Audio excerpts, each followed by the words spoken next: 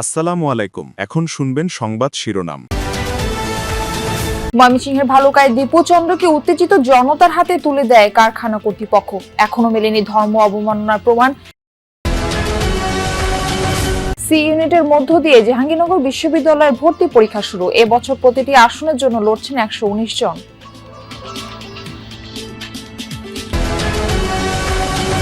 সুদানের সন্ত্রাসী হামলায় নিহত 6 বীর সেনার জানাজা হলো ঢাকা সেনানিবাসের। মরদেহ নিজ নিজ ঠিকানায় পৌঁছানোর পর রাষ্ট্রীয় মর্যাদায় দাফন। দিল্লির হাইকমিশনের সামনে উগ্র ডানপন্থী হিন্দু গোষ্ঠীর বিক্ষোভ, বাংলাদেশ বিরোধী স্লোগান। চট্টগ্রামে ভারতীয় ভিসা সেন্টার পরবর্তী নির্দেশ না দেয়া পর্যন্ত বন্ধ ঘোষণা। আসসালামু আলাইকুম। এতক্ষণ শুনছিলেন সংবাদ শিরোনাম, এখন শুনবেন বিস্তারিত।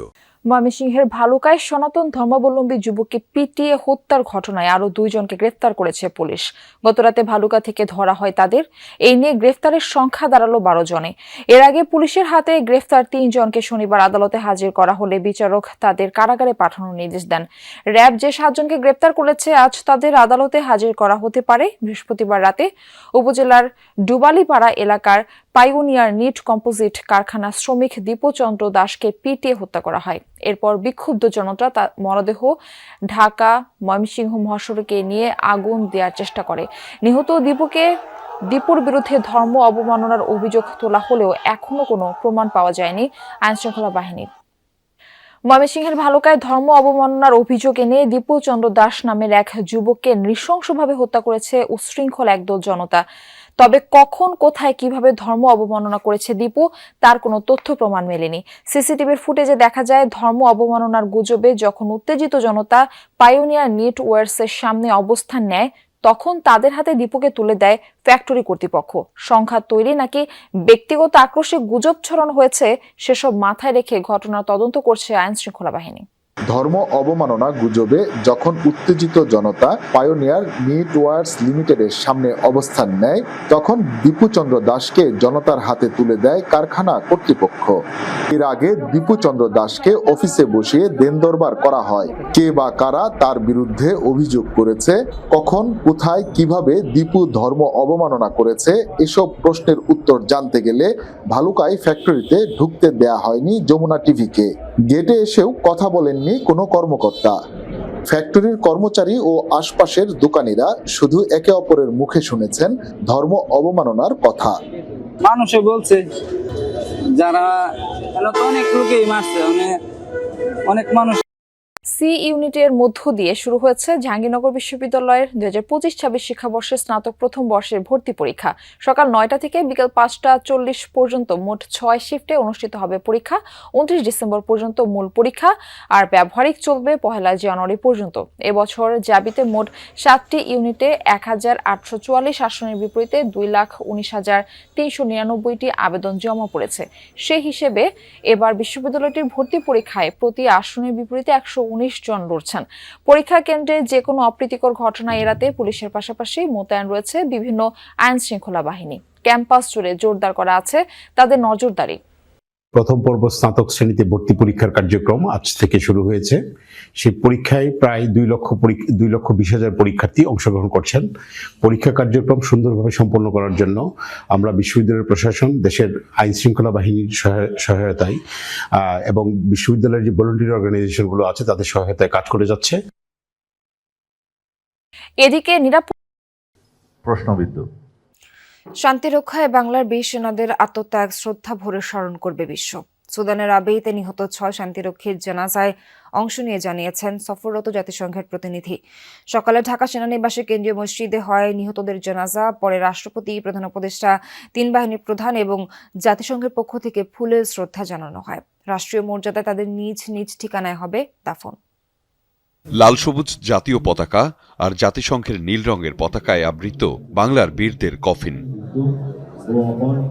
বিশ্ব শান্তি রক্ষায় তারা উৎসর্গ করেছেন জীবন। সুদানের আবেইতে সন্ত্রাসীদের বর্বরোচিত ড্রোন হামলায় নিহত সেই 6 শান্তিরক্ষীর মরদেহ শনিবার পৌঁছায় বাংলাদেশে। রোববার সকালে ঢাকা সেনানিবাসে শুরু হয় জানাজার আনুষ্ঠানিকতা। শুরুতেই শাহাদাত বরণকারী ব্যক্তিদের জীবন বৃত্তান্ত পড়ে শোনানো হয়। পরিবারের পক্ষ থেকেও করা হয় স্মৃতিচারণ। ছেলে কিংবা ভাইকে হারিয়ে অশ্রুসিক্ত হয়ে পড়েন অনেকে। যদি কারো মনে কোনো রকম কষ্ট দিয়ে থাকে, আপনার আল্লাহর মেহেরবানিতে তাকে ক্ষমা করে দেবেন, আর তাকে আল্লাহর রাস্তে সবাই মাফ করে দেবেন। আমার বাবা খুব একটা সৎ একটা বাবা ছিল, আমার দেশের লোক। সদর স্যার আমার গ্রামের আমার বাবার কথা বললে আর শেষ করার মতন কোনো কায়দা আমার নুর ইসলাম মন্ডল বেঁচে থাকলে হয়তো আরো গর্ববোধ করতো যে তার ছেলে শহীদ হয়েছে। বাহিনীর প্রতি তার এত আনুগত্য ছিল, আপনাদের সাথে সে সময় কাটিয়েছে। আমার ভাতিজার জন্য সকালের কাছে দোয়া চাচ্ছি। পরিবারের প্রতি সমবেদনা জানান ঢাকায় আসা জাতিসংঘের প্রতিনিধি। জানান, বিশ্ব শান্তি রক্ষায় বাংলাদেশি সেনাদের এমন আত্মত্যাগ শ্রদ্ধাভরে মনে রাখবে বিশ্ব।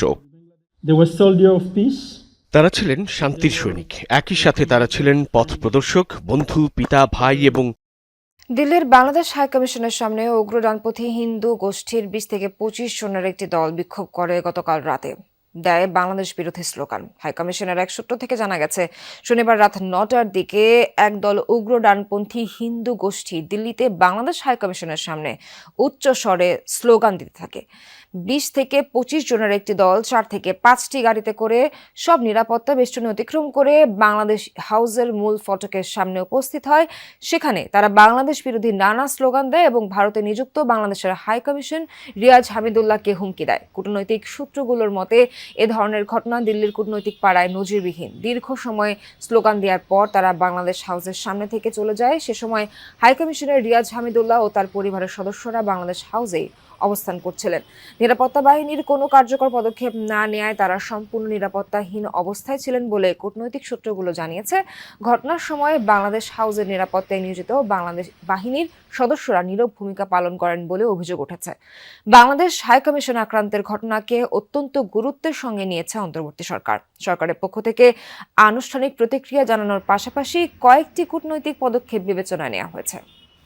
এদিকে নিরাপত্তাজনিত কারণ দেখিয়ে চট্টগ্রামের ভারতীয় ভিসা সেন্টার পরবর্তী নির্দেশনা না দেওয়া পর্যন্ত বন্ধ ঘোষণা করা হয়েছে। হাইকমিশনের ভারতীয় ভিসা আবেদন কেন্দ্র IVACর ওয়েবসাইটে এই বিজ্ঞপ্তি প্রকাশ করা হয়। এতে বলা হয়, সম্প্রতি AHCI চট্টগ্রামে হওয়া ঘটনার ফলে নিরাপত্তাজনিত কারণে আইভেক চট্টগ্রামে ভারতীয় ভিসা সেন্টারের কার্যক্রম 21 ডিসেম্বর থেকে পরবর্তী নির্দেশনা না দেওয়া পর্যন্ত বন্ধ থাকবে। পরিস্থিতি পর্যালোচনা করার পর ভিসা কেন্দ্র পুনরায় চালু করার বিষয়ে ঘোষণা দেওয়া হবে বলেও জানানো হয়। ওসমান হাদির হত্যায় জড়িতদের 24 ঘন্টার মধ্যে গ্রেফতারের আলটিমেটাম দিয়েছে ইনকিলাব মঞ্চ। সংগঠনটির দাবি, হত্যাকাণ্ডে কেবল একজন নয়, জড়িত অনেকেই রয়েছে, আশ্রয়দাতাও। তাদের সবাইকে গ্রেফতার করতে হবে বলে জানান ইনকিলাব মঞ্চের নেতাকর্মীরা। বলেন, কোনো ধরনের সহিংসতা নয়, সহনশীল ও শৃঙ্খলাবদ্ধ রাজনীতির সূচনা করে গেছেন